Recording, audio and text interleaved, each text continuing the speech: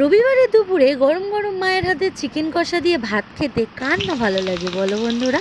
তাই মায়ের হাতে চিকেন কষার ভিডিওটি তোমাদের সাথে শেয়ার করলাম।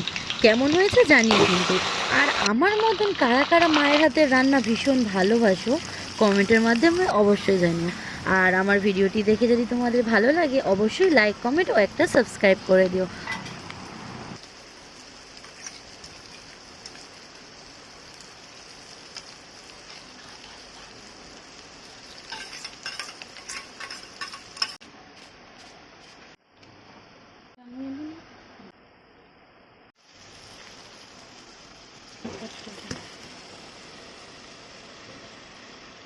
মায়ের